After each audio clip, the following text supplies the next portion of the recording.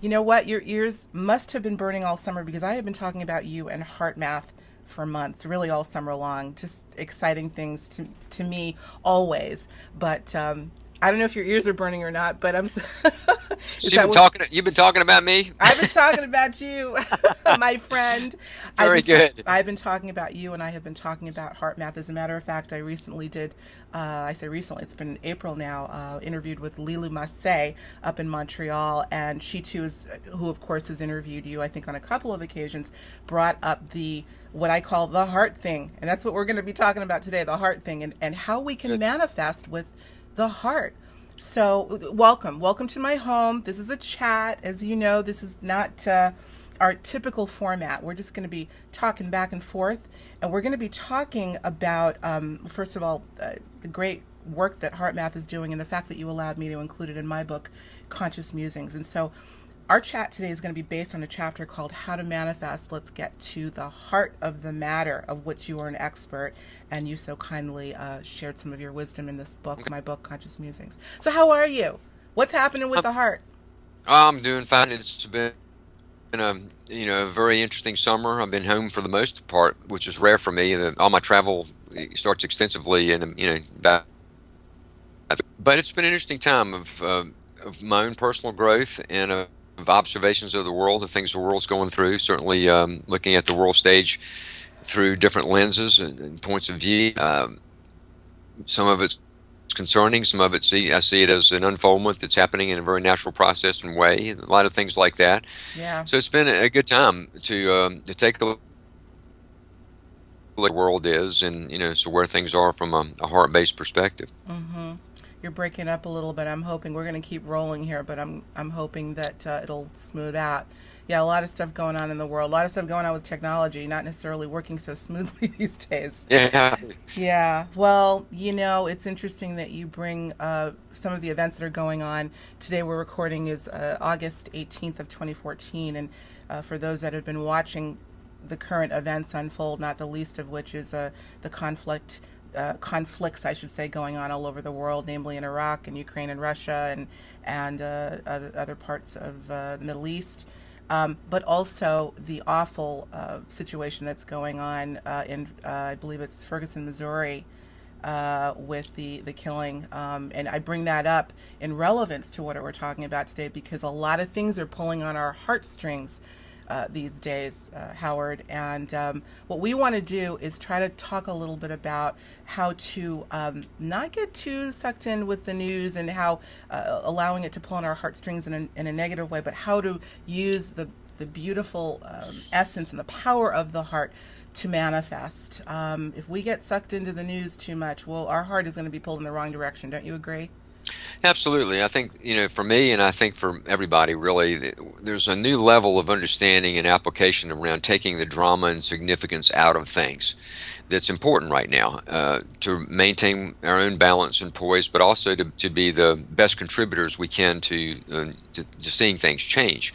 And that's something I've been reflecting on a lot. And you mentioned some of the things that are going on in the world, and when I see those things, they can be disconcerting to me as well. And at the same time, there's a certain uh, place that I can get to inside where I'm operating sort of above the fray in a sort of a different dimension, really, of understanding things and seeing into things, Mm. and recognizing that with said with great compassion for the people who are being directly affected.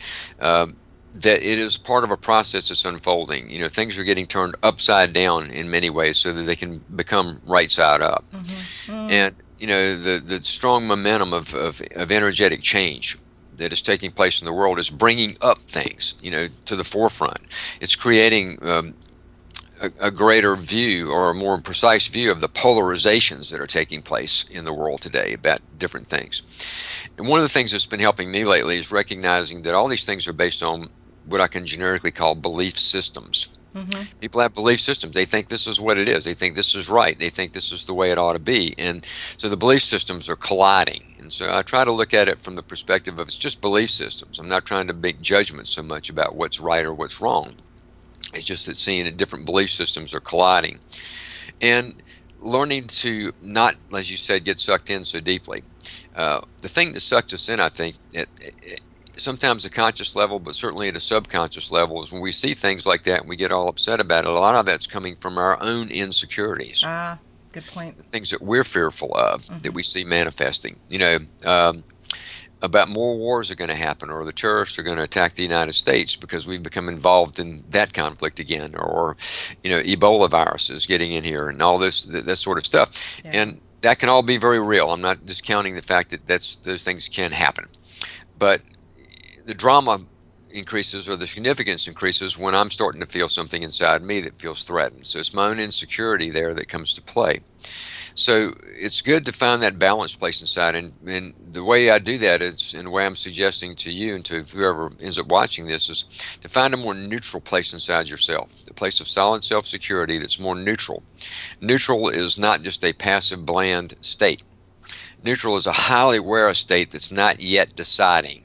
It's very observational in nature, to Hmm. where you can see into things, but you're not all identified one way or the other with it. There's a certain neutrality of letting things unfold, letting things have a chance to play out over time.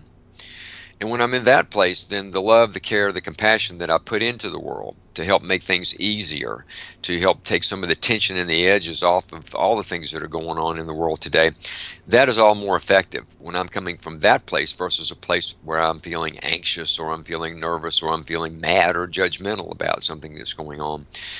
All those things compromise the intended care and compassion that I can put into the world, Hmm. which I think is the greatest contribution that we all make in a way towards creating the new world that we all see we see is emerging, but it's going through some tough times. I think that's well said. And it's, as I think about what you're saying, really all things are neutral. I look at technology as neutral. Energy is neutral. It's the angle or the focus that we put on it. And so you're offering to the audience the ability to bring the heart back to that neutral state, and then put into that mechanism we call the heart what we feel we need to get out of the world, which is hopefully compassion and love. But people still may be saying, to play a little bit of devil's advocate, well, that's all well and good, but isn't heart just about, a fluttery little thing? Is it just about emotion, or does it have intelligence? I want to get into why the focus that we put on the heart, being a neutral mechanism but a very powerful one, can shift things. I want to quote from you. This is in the book, Conscious Musings, in the chapter that you were quoted. You say that the heart is the evolutionary imperative. It's intelligence that's intuitive and high speed. That's why I think people understanding what that really means will feel a little bit better about putting some time into the heart and shifting their world. The heart as a concept has to include physical, emotional, and spiritual understanding of heart. And I call it the energetic heart. And we've done a lot of research at HeartMath. Yeah. Most people who know HeartMath know that. We've mapped out the communication pathways that the heart communicates with the brain and the rest of the body, and the effect of positive emotional states on our physiology. All that kind of research we've done, and it's well-established research that we've put into the research world, verified by many other researchers around the world. So that's already done. But understanding the intelligent aspect of it is really interesting, because it Mm-hmm. moves beyond just the physical into the emotional heart, and as I mentioned a minute ago, the spiritual heart. Mm-hmm. And what I see is that, energetically speaking, heart is, the field produced by the heart, for example, to me at cellular to cellular levels is what connects us to a larger field of consciousness and intelligence. Mm-hmm.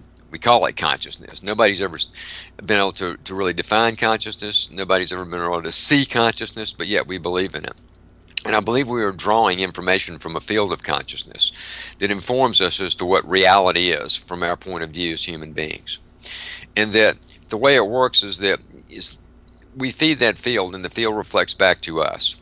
And I believe that it's more important to understand that it's not just what we think that feeds the field, it's what we feel from our hearts that Yes. really informs that field in a way that then reflects back the quality of our lives, the perspectives, our belief systems I mentioned Mm-hmm. earlier, Mm-hmm. and our worldview, and what we see as reality. And that's where heart intelligence, is what we call it at HeartMath, comes into play. So we can learn to access this. We do it naturally anyway. It's part of how we operate as human beings, but it's rather random, especially in the high stress society of today.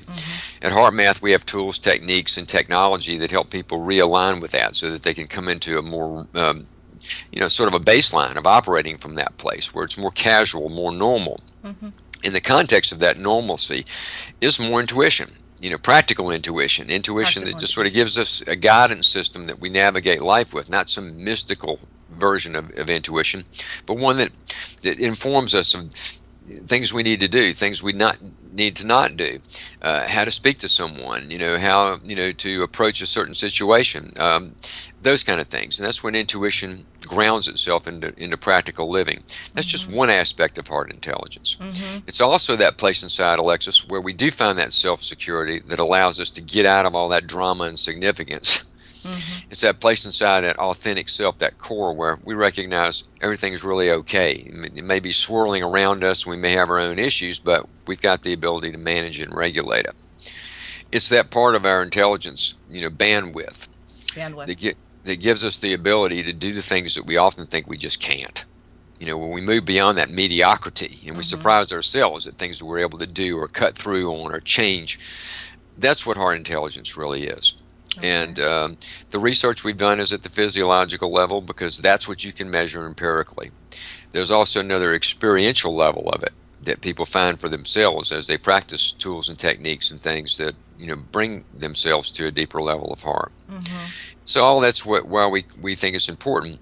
And this understanding of heart in a new way, as you mentioned, is what I said in that chapter in your book, which I love your book, by the way. I think it's a great little book. But I said it's part of the evolutionary imperative. And what I meant by that is that we are going through a dimensional shift in consciousness. That's what this is really all about. An aspect of that next dimension of consciousness is one that includes those qualities of the heart at another level. And it's not just heart math and all that's there. It's certainly not the old references to heart, which are very philosophical in nature, spiritual in nature, sometimes very soft and emotional in nature. That's all part of it too. But that's not the whole picture. That's sort of where we come to understand heart to this point. But the new understanding coming in with the dimensional changes in consciousness allow us to see heart in a new way. And it is part of something much larger. It's not, again, heart math. It's about something much, much bigger. It's part of the term I used in your book, the evolutionary imperative, an emergence of a new heart-based understanding that will eventually drive and direct how we function as a global society. Very interesting. We're still post 2012 talking about this evolution in consciousness and evolution of the planet in terms of raising its frequency. And Howard, as I think about if that is occurring, which I happen to think is, there's something going on this planet, perhaps in the entire universe, where the energetic frequency is literally, we use hierarchical terms of going higher or lifting, but nonetheless becoming stronger. And when you look at perhaps our individual personalities as a microcosm of that macro, that being the earth and the universe, wouldn't the heart too be trying to align itself with the raising that's going on That's right. on the planet? The vibratory rate in all of that is shifting and changing. The pitch is increasing. It's more dynamic now. And so that's good news because it's allowing us to think differently, to feel differently, to have new awareness. At the same time, where the challenge comes in is it also brings up what's blocking that. Yeah. And so for myself, I would say just being vulnerable. There's all kind of things I'm seeing now that Howard Martin needs to change to be a better Howard Martin. So that's where I can work on that. And maybe for you or for anyone who's watching, you can say, wow, there's been a lot of stuff coming up for me. Sometimes it's internal things that are coming up. Sometimes it's external things that just go sideways all of a sudden, or in terms of surprises that come up or challenges you didn't think were in your world that are suddenly there. That's all part of the shift. And that's the part we need to put compassion towards, because this isn't easy at times. And it's especially not easy for people that don't really have a background, so to speak, that allows them to have a wider understanding of why these things are happening. To them, they're just getting clobbered, Yeah. And that's where the compassion needs to come into play. Right. And so the vibratory rate's changing. It's much bigger than us. It's much bigger than Earth. It is a universal change that's occurring. We are part of it. And we are both contributors to it and affected by it. So it's a really interesting time. It's a very co-creative time. And it's come down to this. It's an era of self-empowered effort. It isn't about the gurus anymore. It isn't about what's out in space that's going to bail us out. It isn't about all that at this point in our history. It's about what we do individually and then collectively that's Mm-hmm. going to make the difference. Mm-hmm. And it's come down to that. So we keep getting squished and squished and squished deeper into that corner. And eventually that's where we sort of stand our ground. We find that solid self-security, that heart that we have inside ourselves, and we're able to pop through into that next dimension of awareness. And that's what's going on. We're getting squeezed so that we grow. And the I couldn't world's agree going more. through that. Yep, I believe that to be the case. I love you. Were really on it today, Howard. You're always on Oh, it, but you're really hitting it today. and it's Monday. Where I know you had a whole weekend of rest. Monday No, morning, I get to talk to Alexis Brooks. It could be a my way worse friend. start to my week than Oh, this. you're sweet. But you're making some important points, and I had a feeling you were going to go there and talk about, again, the tribulation seems to be exponential right now. People are going through I'm talking to so many people that are dealing with health challenges, economic challenges, relationship challenges, you name it, and it seems to Yeah. be exacerbating. And yet, like you said so poignantly, perhaps it is part of the bailiwick of the universe to give us the 1-2 punch in order to get us to recognize that we've always had the power to shift. Yeah, well, I know people could be listening now that are going through some of those things, and I see the same thing you just talked about in my peers, my friends, all the things Yeah. going on around their lives. And it's like they could say, well, that little dude, can talk all that he wants, but he didn't understand what I'm going through, right? And I'm Yeah. saying, yeah, I understand that it can be hard, and I do not necessarily understand exactly what's going on in anyone's life right now. But I do know this, it is something that is there as part of something larger. We're being asked to grow. We're being asked to grow at a faster rate than we've ever been asked to grow before Agreed. since there's been human beings on this planet. So there's a flow you can find with that. There's the term that we use here at HeartMath is the state of ease, EASE. Ease is not just, hey, let's just take it easy. It's a state of consciousness you find that allows you to sort of move and flow with more grace through all the changes that go. It's a state that Mm, it's a doorway into more of a quiet, peaceful place that isn't just kicking back and taking it easy, but it's more dynamic than that. But it allows us to take some of the rougher edges off of this game of life right now. And accessing it becomes a matter of, first of all, just trying to attune to it. You mentioned that before. You're trying to sort of line up and attune to a certain change in the energetics. uh-huh. Well, part of the gift that's coming in through the shift is a state of ease. There is a state there that we can find, and it's not going to be found through thinking our way to it. It's found deep in the heart. Mm-hmm. When you find that soft place in the heart, you find this state of ease, and then you're able to move through life at the same pace, you know, but in a way that has more flow. I've used that term several times, but it's more flow to it. It's not as choppy. It's not as jerky. It's not as harsh and abrasive. Right. And when I find myself in those places where I'm experiencing that, because I've tried to attune to that ease frequency for a long time now, I can get back to it quicker, and then it sort of begins to smooth things out. And then interesting things pop. New things emerge. Part of your message is about what we create. And there's the whole movement of law of attraction and the movie The Secret and all this kind of things Right. that are there saying that, and what they're really saying is that we have the ability to create things in our life. Mm-hmm. Well, there's different levels and layers to that message, that's for sure. But at a fundamental level, I agree with it, that we can create in a way our life. Certain things are part of the package we can't create our way out of. I don't think if I decided I wanted to tomorrow that I could create being a NFL football player. I'm in my 60s and I weigh 130 pounds. I don't think that's going to happen. But you could create being a musician, couldn't you? I could create a lot of Tomorrow. other. So there's certain things I can't do, but there's certain things I sure can do. I'm And giving I you an could intro to create. talk about the fact that you're a brilliant musician as Oh, well. brilliant musician! Yeah, that was the times past. I have been interesting looking at historical things lately of music that have brought up things from my past, Yeah. like the James Brown movie. That's out now. Get on up, James Brown. That whole experience of James Brown was a life changing experience for me. When I was 16 years old. I saw uh, a documentary 2 nights ago on the Muscle Shoals rhythm section down in Alabama that created hit after hit after hit all those years, and it brought in the whole Leonard Skinner thing, which I Oh was yeah. associated with. And Yeah. I told my wife, I said, I'm not like, let me just be clear, I'm not having some big emotional thing, but I don't want to watch this right now because I don't want to really be there right now. because I know too much about that. I'm too associated with all that, and I don't feel like I want to experience that way right now because I'm not trying to be in the past. I'm trying to, be in the now and in the future.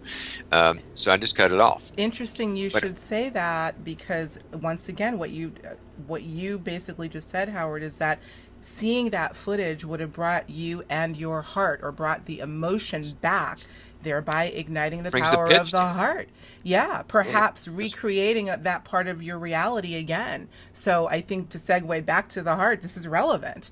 Watching things, taking in information may come in through the brain, or you may process it consciously, but it's then, I don't know, it's then sort of also processed by the heart, or it triggers emotion. The heart yeah. again can boomerang it back and maybe create a reality that kind of That's right. reminds you of. Well, the way I saw it was as interesting in just a little time period in my life when these things are showing back up, right? What are they showing back up for? Maybe for me to just appreciatively complete them, but not dig in on them, not go back into nostalgia about, oh my God, that was me back then, and on and on. I don't play that. It's not important. That was then, this is now. You mentioned brilliant musician. That's a long time ago for me. I don't need to be that again. I did that, and I enjoyed it, and it's always a part of me and a part of my DNA, in me, as part of the life experience I'm having this time around. But it's not necessary for me to be that and do what I do today. I can look at it almost like somebody else's life. Right. Interesting that you're bringing this up. You just brought something to mind. I interviewed, not interviewed, so used to saying interview, just had another chat with one of my Conscious Musings friends, Penny Pierce, not that long ago, who's also mentioned in the book. And she brought up the same thing, Howard, about, how did she put it? She said, I think she was driving around in a neighborhood of hers that she used to live in, I think in Northern California, and it came to her, memories started to come back of whatever was happening when she was living in that neighborhood. But she had this epiphany that said, that's not me anymore. I don't need to do this anymore. Same type of thing. And it's not that it was necessarily a bad thing, but she just recognized that the Penny of today is not that Penny yesterday. Yeah. Ergo, you're recreating yourself. We're recreating ourselves all the time. However, and this is why I want to elaborate on this a little bit, if especially there's an emotional tie to some aspect of the past, what we will tend to do is replay that past, thereby staying in the past, being that past. You're the second person that I've heard put it the way you have. We need to let Well, go. Well, I think it's this way, Alexis, and maybe you can identify with this because you were a model, actress, all of that. You had a whole life there, and if you saw a show on TV about that scene and the time period that you were there and all that, it could bring those things up. But you're not Dude. that anymore. That you're something a whole lot different than that, and a whole lot more than that. But the thing is, I think that happens to people is if they don't feel like they have a current good life, Mm-hmm. and they don't see a future, then where they draw or try to draw their peace from is by identifying with their past. That's right. Yeah. And so, example for me in music, if I didn't have HeartMath, if I wasn't an author and a speaker and fulfilled by being a part of this amazing organization and helping the world and really feeling like my mission in life is aligned with everything that I do, and I was just sitting around in some mundane job somewhere, I probably would be reliving that past, that glamorous path of the rock musician a hell of a lot more. But because I have a great now, and because I have a very, very hopeful, open-ended future, there's no need for it. There's no need for it. I'm not pulled by it. I don't really feel that. So I say that again. Let me throw the word compassionate again. There are people that don't have what I have, and if they do live off their past, it's not bad. Draw from it if you need to. Draw from it to find peace and self-security. There's nothing wrong with that. I'm just saying that for me, it doesn't serve me because I'm trying to be on an evolutionary spiral to where I become something better and different and new every single day of my life. Every day. Mm-hmm. Every single day, I want to be moving on now, and it's that time, I think, for me, and I think it's time in the world, really. So I try not to resist that. I try to go in that direction, and that therefore the past has less relevance to me. But again, for folks who have those feelings, I don't want anyone to feel bad listening to our conversation because I don't think it's bad. I think it's just different orientations for different people. And again, going back to a term I used at the beginning of our talk, a belief system. Mm-hmm. Interesting. Wow. Well, the big question I think everyone will always want to know until they can hit it. They want it answered constantly is if I'm living in a space that I am not happy about and therefore I'm living in the past or I'm fantasizing about what the future is, how might I use the heart as a conduit to shift my present? I know it's a big question, How do you but use your heart to shift the present? Well, the first thing you do is you have to make contact with it, and that's where the tools and techniques come in. And I know you're going to share something about even the technology we developed at yeah, HeartMath that helps people do that. But you have to go a little deeper inside. You have to slow down the mind and emotions a little bit to find that. It doesn't mean you have to, neutrality again, yeah, it neutrality. doesn't mean you have to go off and sit in the quiet place in the woods all the time to do it. It can be done in the midst of daily activity, but you need to slow down all the stuff that's flying around up in here and all the emotions that are associated with that and find a smoother, calmer place inside. You access more of your heart. And from that place, you can begin to do two things. One is you begin to appreciate things just the way they are. And through the power of appreciation, you begin to draw and magnetize different outcomes or different possible outcomes. The next step in that process is similar, but there's a doorway that you get to this place with through appreciation, and that is to make peace with what is. Mm-hmm. So you're saying, okay, let's make peace with now. Appreciate the now and then make peace with it. People have often said, I want more peace in my life. And one of the things that I've suggested is you can't get to peace in your life without first walking through the doors of appreciation. Because it's the lack of appreciation that creates the lack of peace. So if you can appreciate things the way they are, that's your first big step. And then find that place of making peace with things. From that position, you have the ability then to co-create. And that's when you can put out what it is you want. You can put out the changes you want to see in that moment or in the future. And this is all a little process I'm giving now at super high speed of how you co-create, how you create new holographic realities, how Ah, you draw on those holographic potentials in your life. But it has to start with making peace in the moment. Appreciating life just the way it is, even if it's tough.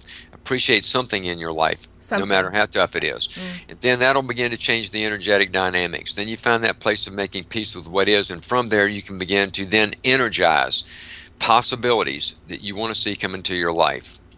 And you will have a greater ability to magnetize those possibilities if you come from that place. The other part of this process, however, is where it gets interesting. You have to surrender and let go of the outcomes. Mm-hmm. You have to allow Absolutely. universal source, or whatever you want to call it, to give you back what's going to be fulfilling to you next. Mm-hmm. The law of attraction, that's one of the things about it that I talk about. I speak at some of these conferences. As a matter of fact, the big law of attraction conference in Long Beach in October is one of the stops on my fall speaking tour, Mm-hmm. where I'm keynoting there. Jack Canfield keynotes one day, I keynote the next. Mm-hmm. And part of my message is you gotta, you can't predict what is always best for you. That's right. You can set out saying, I want to attract more money in my life. Nothing wrong with that. Not a thing wrong with that. But you got to understand that uh, maybe having more money is not going to provide you with the ultimate fulfillment. Right. That Right. there may be something else there. But you have to put it out there saying, I need more money. Great. Put it out. You find that place of appreciating the money you have today. Mm-hmm. You put you put that that feeling out of making peace with the situation you're in today. Then you send that out neutrally and begin to then draw back potentials of Mm-hmm. increasing the money, Mm-hmm. right? Mm-hmm. And then you got to let that go.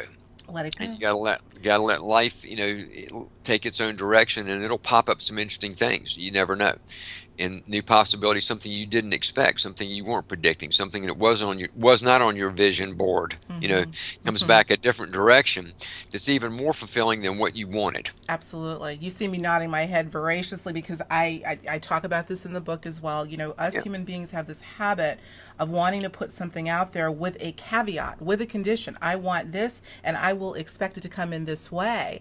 And right. what I have said many times, Howard, is that the moment we put a condition on something, we inhibit something even greater from coming in. Let the universe do what it Yeah, does best, and it knows us brilliantly. So Absolutely, amen to that. Absolutely. That Here's that's hard for people though because it's real hard. it's hard. Yeah. It's even hard when it happens to you. You still got to go back and remember that's the way it was. In Yeah. my life, I can say this: the things that have been most fulfilling for me and most important for me were not the things that I was looking for and expected. They were surprises.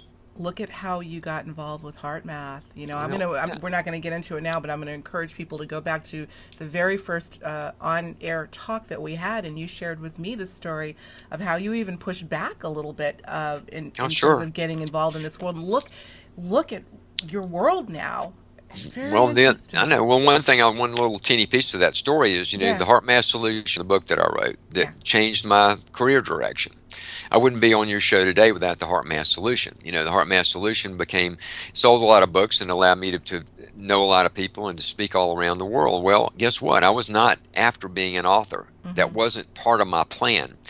I was doing a job here at HeartMath where we ran our own publishing company. All the books to that point were written by our founder, Doc Childry. I was Mm-hmm. running a little publishing company.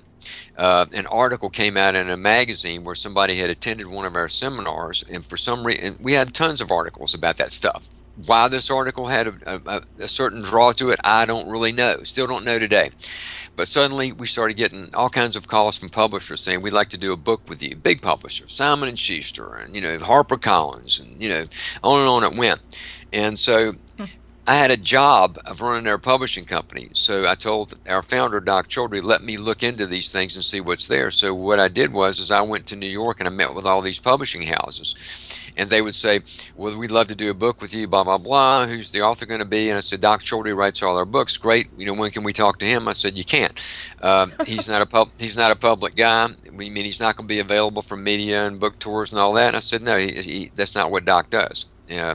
And they said, well, gosh, we can't do that then. Then a couple of them started saying, well, you've got on a suit and you seem like you're pretty smart. Would you want to write the book instead? And I said, I don't write books, and I went back home and I told Doc what had happened. And Doc looked at me and said, out of nowhere, why don't you and I write the book together and then you go ahead and do all the promotional stuff on it? I love it.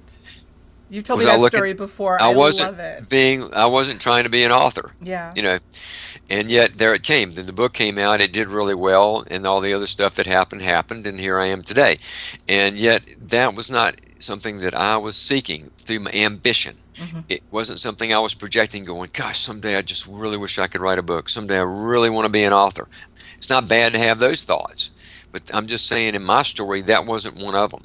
So You there's a know, moral to that story. yeah, it came through Yeah. the side door. It wasn't, through the front door where it showed up and just like I wanted it with this little bow wrapped around it. And then I got to do these things. And isn't Sometimes this it does. wonderful? Sometimes it does. As that's a great It story, does. by the way. You told me that before, and I love it. There's more to the story, folks, but I'm going to encourage you to watch or listen to the first interview that I did with my friend. But yeah, there's something to be said for letting go of expectation. I have said this on air many times, and I love it.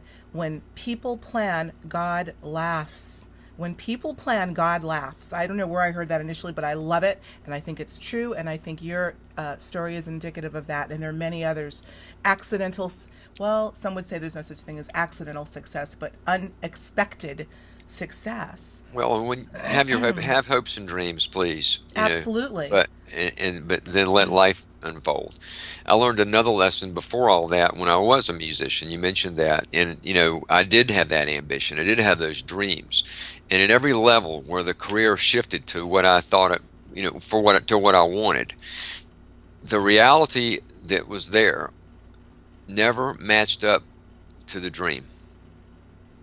Mm. I want to be in a band. Great, I'm in a band. I want to be in a band that's successful. Great, I'm in a band that's successful. I want to be in a band that's recording. Great. I want to be in a band that's recording and touring. I want to be in the big time. All those things happen. Hmm. And at every level, the reality of that experience was not as good as what I used to dream about it being. It fell short. It Absolutely. fell short. Yeah. And that's because it was coming from here in my ambition and not from here. Hmm. And yet I have no regrets about any of that occurred in that part of my life, but I'm just saying that it was pushing from the wrong place to try to get what I wanted. It was very self-centric.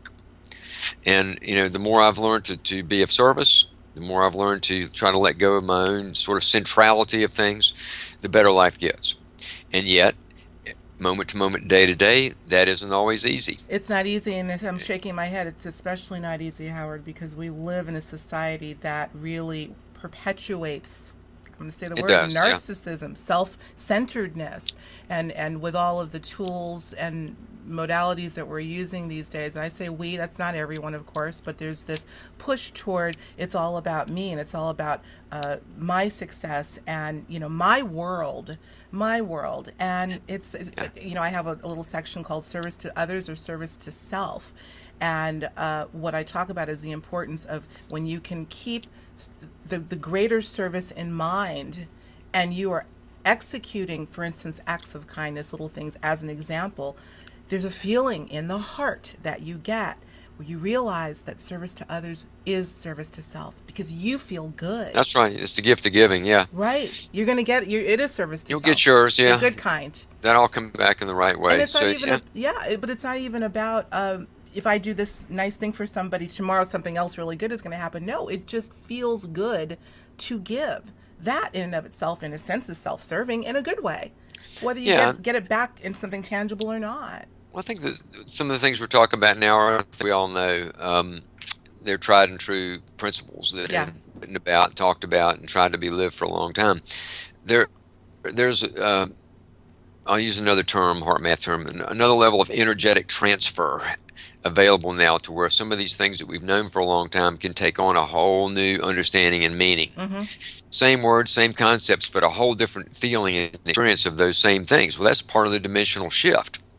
It's a new experience of things we already know, an energetic transfer coming with the increase in vibratory rate, then applied to and associated with pre-existing concepts, but those concepts now take on life. The flowers grow taller, and we experience it very differently. So you can take things like, yeah, we all know about gratitude and appreciation. Yeah, we do. And there's a whole lot we do know about that. But there's even newer levels of understanding the power of gratitude and appreciation. I'm using that as an example. All these things are taking on newness in us now when we access it. And that access to me is not just, I'm not running down the brain and the mind. It's not about that. It's an integrated system. But when you include heart in the process, that's when a lot of that stuff can occur. And heart not, again, just being mushy and squishy, but heart that's tolerant, heart that's understanding, a heart that's patient. It's another thing. Patience is so important right now. Is a virtue. All those things. Patience is a virtue, term we've heard our whole lives. Our moms, our dads, our school teachers, everybody told us that, right? And yet, patience is a virtue can be a whole new dimension of that understanding in these times, where it moves out of Sunday school into something a whole lot bigger. Whole lot bigger. Speaking of Sunday school, I've got to get this quote in that I think most people that have read the Bible know. James Allen, who wrote the book As a Man Thinketh, is sort of a very poetic, form of understanding how the heart is intelligent. It derived from the quote, "As a man thinketh in his heart, so is he." That's right. So is he. They're all of these sort of virtuous quotes, but they are derived from somewhere, aren't they? Yeah, there's a natural intuitive understanding of heart that's persisted throughout the entire history of humankind. The earliest references were taken a bit more literally. Over time, they kind of got washed into a whole lot of new understanding about things in the brain and the way life went, and they became little catchphrases and things. But you know what? They never went away. They never went away, and they never will. They always are there, and that's because there's something very natural and intuitive that we understand about the power of heart. All I'm saying is that's coming a bit to the more forefront now of things. An organization like HeartMath, what we've done, not saying all we've done, but what we've done is we've given it some language that people can identify with. We put some tools and techniques around it so that people could have methods in which they could learn to access it. We added science to it, which gave it a grounded empirical component that then put it into the mind's ability to go ahead and believe in the heart. It gave it the ability for us to talk in mainstream conversations and apply in mainstream settings, like the trainings that we do. I mean, we train in the U.S. military, things like that. And the science was that bridge that helped us do that. And then we put that little package together and put it out to the world. And that's our contribution to the shift. It's a big contribution. So what we're doing. Contribution. Yeah. That's what we do. Yeah. And yet there's still a long way to go, Howard. I've been tooting the horn of HeartMath for years. You know that. And yet, I find it interesting, whether in formal settings or informal, as I'm talking to friends and associates of mine casually, just generally talking about the intelligent aspect of the heart, electromagnetically, all of that stuff, without getting too technical. There's still a lot of people that are not consciously aware that the heart is a very powerful conduit on so many levels. How do we get the word out more, other than hopefully everybody in the world watch this talk? Well, I think some of the level of adoption or acceptance that I think you're speaking to will not happen through getting the word out. Yeah. It'll happen through Yeah. getting the frequency out. Yeah. Oh, yeah. Because then what happens is it just begins to change the way people think. That not everybody's going to read the same book, or not everybody's going to go to one of my live presentations, all that stuff. That ain't going to happen. It has to happen at the level of consciousness and filter down energetically. Sure. The more love and care and heart we put into the world, into that field of consciousness, the more that consciousness field changes, and then it filters itself down naturally into people's consciousness. Well, absolutely. They begin to think that way. Like you mentioned, casual conversations with friends or something. They may not know anything about HeartMath or have a belief system that would associate with that, and suddenly talking about it, right? Well, that's the way it works. And so it's getting the word out is part of it. That's sort of sets a little baseline for something larger to occur.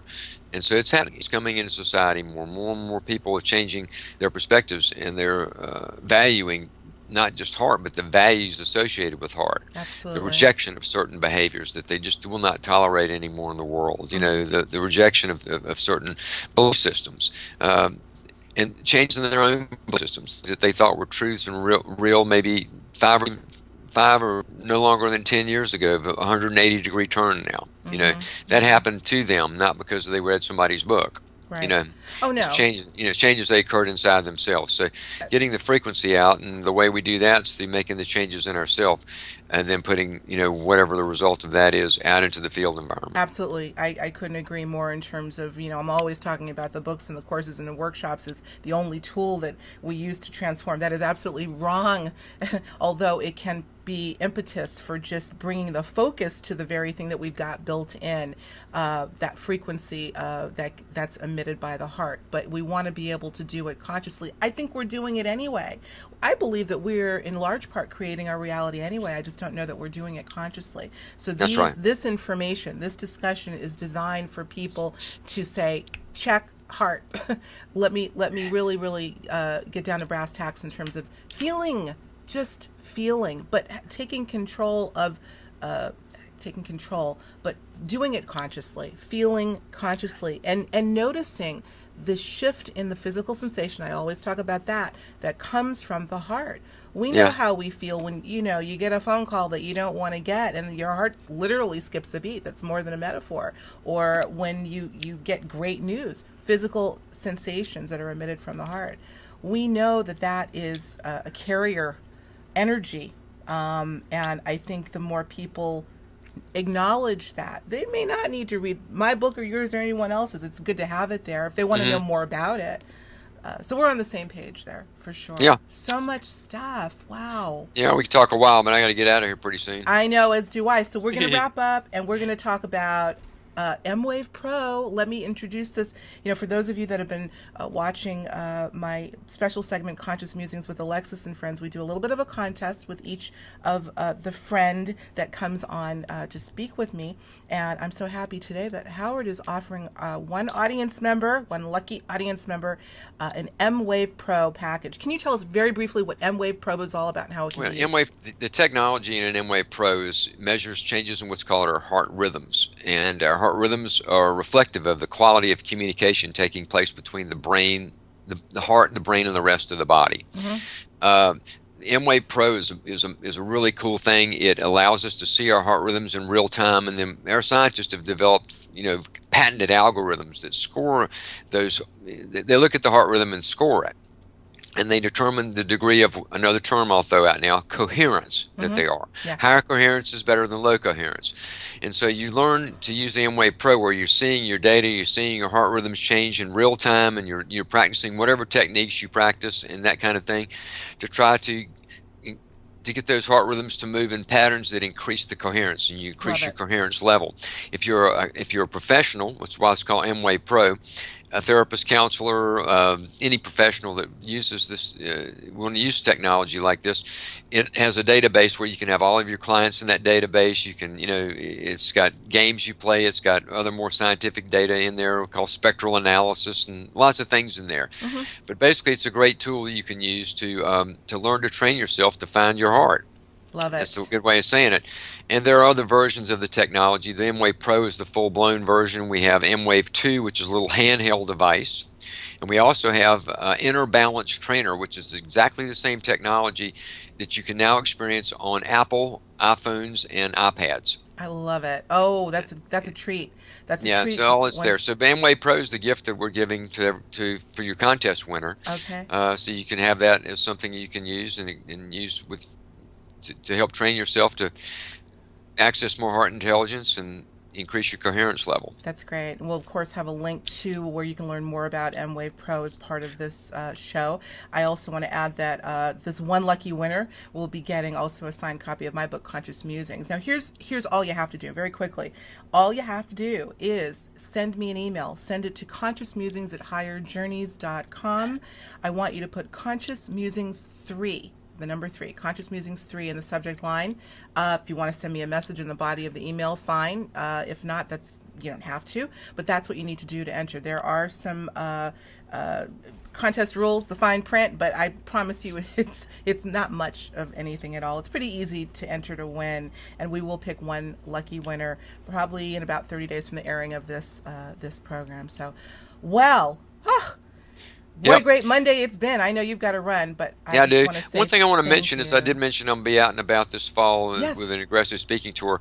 Some of the events that I'm speaking at are not ones that the general public can go to. They're conferences that that are already set up. But I'm thinking off the top of my head now, the cities that I'll be in, where if anyone listening would like to come and meet me and see me live, where it's open to the public, publicly promoted events. Starts out in September, and you can go to the send a message to info@heartmath.com to get the Okay. list, or go to the Global Coherence Initiative website. I think that my events are posted there. Okay. But I'm in Austin, San Antonio, Rome, Amsterdam, Freiburg, Germany, Long Beach, California, Dallas, and Tulum, Mexico. I love it. You're all over the place, but not And Boston, huh? maybe Las Vegas. I think that date's being negotiated now. No Boston, and then there's other dates that I have in there. Again, there are conferences that are for the people who are part of that organization where I'm keynoting at their conference kind of thing. But Absolutely. those are the publicly promoted cities: Austin, San Antonio. What did I just say? Rome, Amsterdam, Freiburg, Germany, Long Beach, California, Dallas, Texas, and Tulum, Mexico.